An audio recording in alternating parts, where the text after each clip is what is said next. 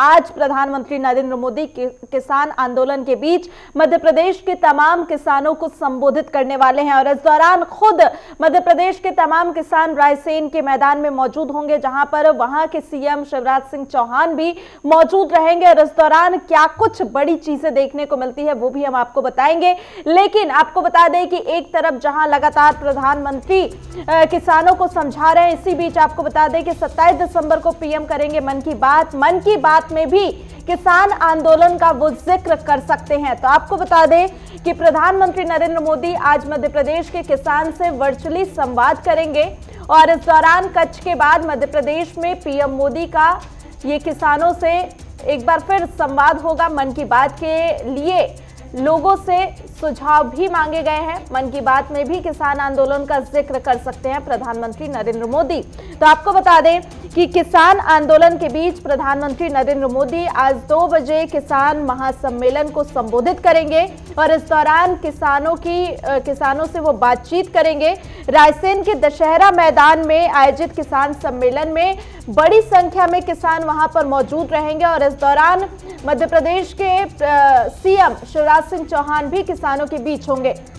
तो आज के संवाद में क्या कुछ खास होने वाला है वो भी आपको बता दें कि पीएम मोदी आज मध्य प्रदेश के किसानों से बातचीत करेंगे, नए कृषि कानूनों को लेकर वो संवाद भी करेंगे और इसी के साथ पीएम मोदी किसानों के मन की शंका दूर करने की कोशिश कर सकते हैं। मध्य प्रदेश के किसानों को वर्चुअली संबोधित करेंगे प्रधानमंत्री नरेंद्र मोदी और पीएम मोदी किसानों को कृषि कानून को लेकर संदेश भी देंगे और उनकी बातों को भी सुनेंगे। संबोधन का प्रसारण मध्य प्रदेश की करीब 23,000 ग्राम पंचायतों में किया जाएगा और इसी के साथ संबोधन के वक्त सीएम के साथ बीजेपी ऑफिस दफ्तर में भी तमाम नेता मौजूद होंगे।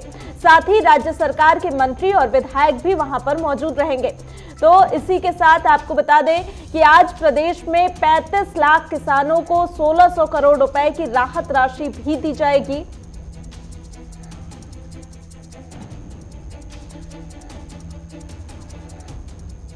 तो इसी के साथ आपको बता दें कि लगातार प्रधानमंत्री के साथ ही कृषि मंत्री भी किसानों को समझाने की कोशिश कर रहे हैं और इसी बीच उन्होंने कल किसानों को एक चिट्ठी भी लिखी थी और इस चिट्ठी में उन्होंने क्या कुछ आश्वासन दिया था उस पर भी आपको जानकारी देंगे कि किस तरीके से कृषि मंत्री ने चिट्ठी के जरिए किसानों को आश्वासन देने की कोशिश की थी, वो भी ग्राफिक्स के जरिए समझेंगे।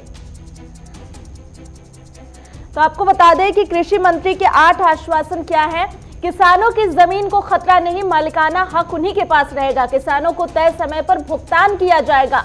ये तमाम आश्वासन, तय समय पर भुगतान नहीं करने पर जुर्माना भी लगेगा और खुले बाजार में अच्छे दाम पर फसल बेचने का विकल्प भी होगा और एमएसपी जारी है और जारी रहेगी। ये 8 आश्वासन हम आपको बता रहे हैं। मंडियां चालू हैं और चालू रहेंगी और करार फसलों के लिए होगा, जमीन के लिए नहीं। किसान जब चाहे करार खत्म कर सकते हैं। तो आपको बता दें एपीएमसी मंडियां कानून के दायरे से बाहर है। ये तमाम 8 आश्वासन है जो कृषि मंत्री की तरफ से किसानों को दिए गए हैं और इसमें क्या कुछ उन्होंने आश्वासन दिया वो भी बताया है।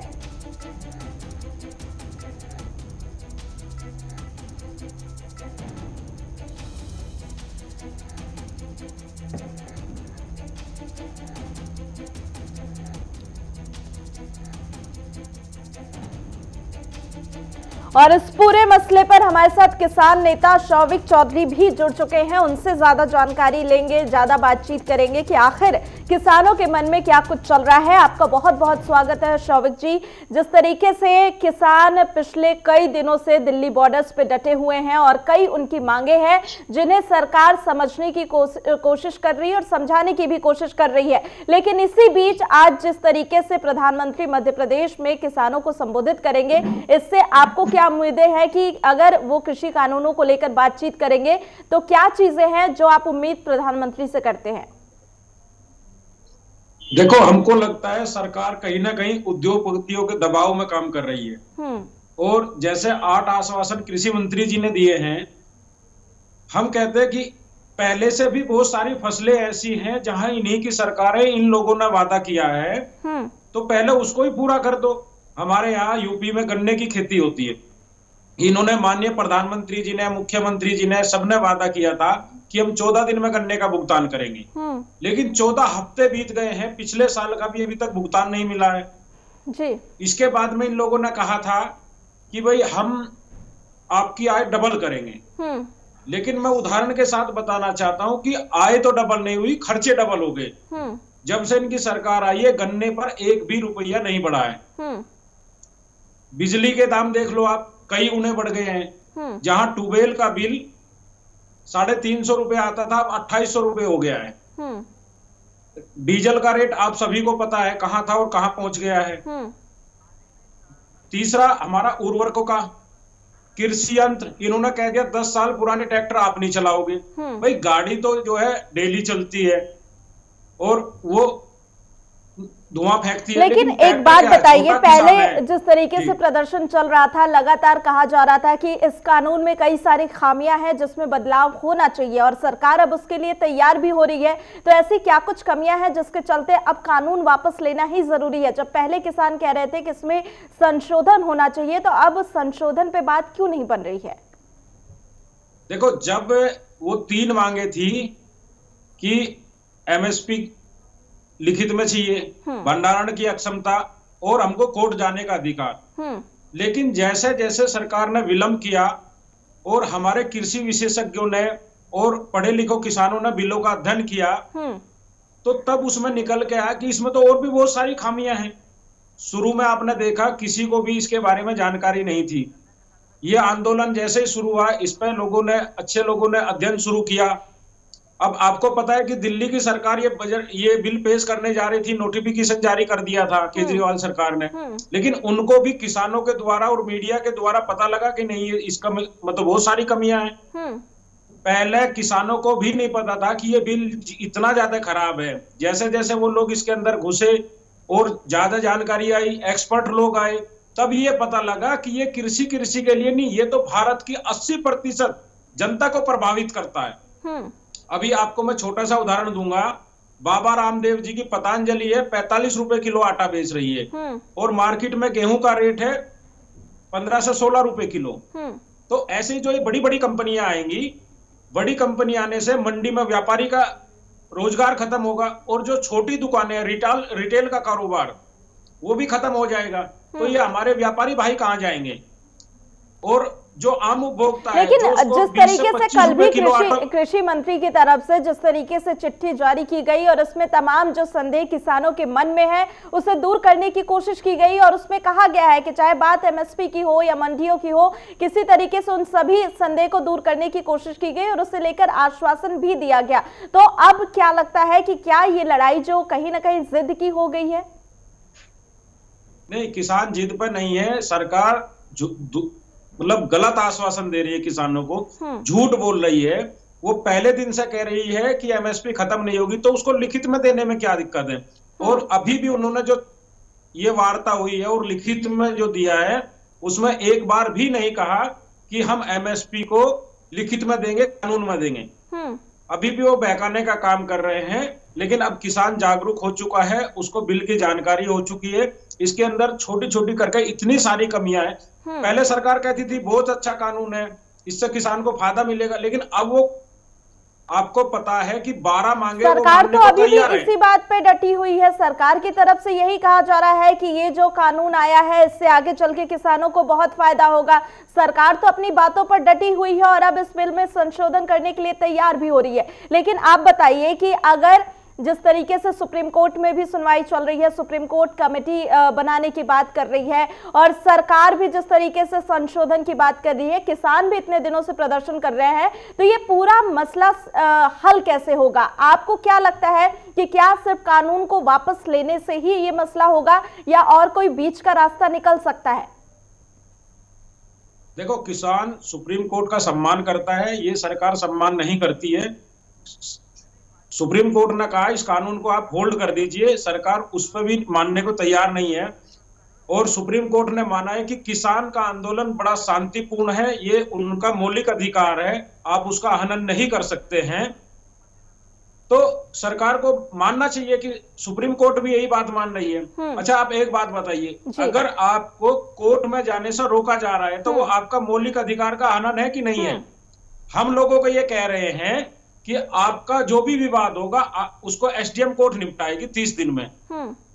हम कहते हैं जो पुराने विवाद हैं जिनमें आपके मुख्यमंत्री की बात एक छोटी सी फैक्ट्री नहीं मान रही, गन्ना फैक्ट्री जो 100 से 500 करोड़ की होती है, वो इनके कहने पे, सरकार के कहने पे भुगतान नहीं कर रही है। तो जो 1500 करोड़ की इतनी बड़ी कंपनी होगी, विदेशी कंपनी होगी, उसमें एसडीएम क्या कर सकता है? और कोर्ट में हम जा नहीं सकते। तो ये हमारा मौलिक अधिकारों का हनन हुआ। यानी कि एक तरफ से किसान को गुलामी प्रथा की तरफ लेके जा रहे हैं।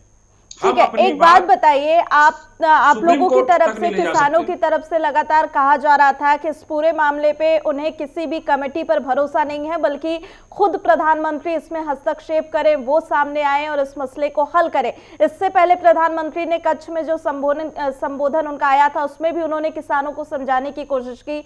आज उनका मध्य प्रदेश में भी वो किसानों को संबोधित करेंगे। तो क्या लगता है इससे मसला हल होगा? इससे आप संतुष्ट हैं? देखो, हम लोगों को उम्मीद है कि प्रधानमंत्री जी किसानों के लिए कुछ ना कुछ सोचेंगे। माइनस की तरफ टेम्परेचर जा रहा है, खुले आसमान में किसान सो रहा है, तो इनके दिल में भी कहीं ना कुछ हमदर्दी किसान के प्रति जगेगी। हमको उम्मीद है, हम हमेशा पॉजिटिव रहे हैं, जब भी सरकार ने बुलाया बात के लिए गए हैं। और ये जो बदलाव हुआ था, मोदी जी प्रधानमंत्री बने थे, सबको उम्मीद थी कि देश में कुछ ना कुछ परिवर्तन होगा और किसान का, सचिन जी आपके पास आएंगे। इसी बीच तमाम दर्शकों को भी सुना देते हैं कि उस दिन कक्ष में प्रधानमंत्री नरेंद्र मोदी ने क्या कुछ कहा था अपने संबोधन में। ज्यादातर बाजारों पर सरकारों का सीधा दखल नहीं है। साथियों, यह उदाहरण मैं विस्तार से इसलिए दे रहा हूं क्योंकि आजकल दिल्ली के आसपास किसानों को भ्रमित करने की बड़ी साजिश चल रही है। उन्हें डराया जा रहा है कि नए कृषि सुधारों के बाद किसानों की जमीन पर दूसरे कब्जा कर लेंगे। देश पूछ रहा है कि ऐसी ही आजादी अनाज और दाल पैदा करने वाले छोटे और सीमांत किसानों को क्यों नहीं मिलनी चाहिए? साथियों, हाल में हुए कृषि सुधारों की मांग बरसों से की जा रही थी। अनेक किसान संगठन भी पहले ही मांग करते थे कि अनाज को कहीं पर भी बेचने का विकल्प दिया जाए। आज जो लोग विपक्ष में बैठकर किसानों को भ्रमित कर रहे हैं, वो भी अपनी सरकार के समय इन कृषि सुधारों के समर्थन में थे, लेकिन अपनी सरकार के रहते वो निर्णय नहीं ले पाए, किसानों को झूठे दिलासे देते रहे। आज जब देश ने यह ऐतिहासिक कदम उठा लिया तो यही लोग किसानों को भ्रमित करने में जुट गए हैं। मैं अपने किसान भाई बहनों से फिर एक बार कह रहा हूं, बार बार दोहराता हूं कि उनकी हर शंका के समाधान के लिए सरकार 24 घंटे तैयार है। किसानों का हित पहले दिन से हमारी सरकार की सर्वोच्च प्राथमिकताओं में से एक रहा है। खेती पर किसानों का खर्च कम हो, उन्हें नए नए विकल्प मिले, उनकी आय बढ़े, किसानों की मुश्किलें कम हो, इसके लिए हमने निरंतर काम किया है। मुझे विश्वास है हमारी सरकार की ईमानदार नीयत, हमारी सरकार के ईमानदार प्रयास और जिसको करीब करीब पूरे देश ने आशीर्वाद दिए हैं, देश के हर कोने के किसानों ने आशीर्वाद दिए हैं, मुझे विश्वास है कि किसानों के आशीर्वाद की ये ताकत, देश भर के किसानों के आशीर्वाद की ताकत, जो भ्रम फैलाने वाले लोग हैं, जो राजनीति करने पर तुले हुए लोग हैं, जो किसानों के कंधे पर बंदूकें फोड़ रहे हैं, देश के सारे जागरूक किसान उनको भी परास्त करके रहेंगे। तो सचिन जी, आपने सुना किस तरीके से कक्ष में भी वहां पर प्रधानमंत्री की तरफ से यही कहा गया था कि किसानों को लगातार विपक्ष की तरफ से डराया जा रहा है, भ्रम फैलाया जा रहा है और यही स्थिति है कि आज किसान सड़कों पर आ गए हैं। क्या इसके बारे में आप कहेंगे, क्या किसान वाकई विपक्ष की तरफ से भड़काए जा रहे हैं, उन्हें डराया जा रहा है? देखो, किसानों का विश्वास माननीय प्रधानमंत्री जी से उठ चुका है। इन्होंने कई बार वादे किए लेकिन वो वादे पूरे नहीं हुए। इन्होंने कहा था नोटबंदी आएगी तो देश का विकास होगा, काला धन आएगा, वो नहीं आया। इन्होंने कहा जीएसटी लगेगी, उससे हमारे सारे व्यापारी भाई बैठ गए हैं और पूरा का पूरा रेवेन्यू इकट्ठा होगा, केंद्र सरकार में चला जाता है। उससे जो प्रदेश की सरकार इनकी बात मानती है उसको देते हैं, जो नहीं मानती उसको नहीं देते हैं।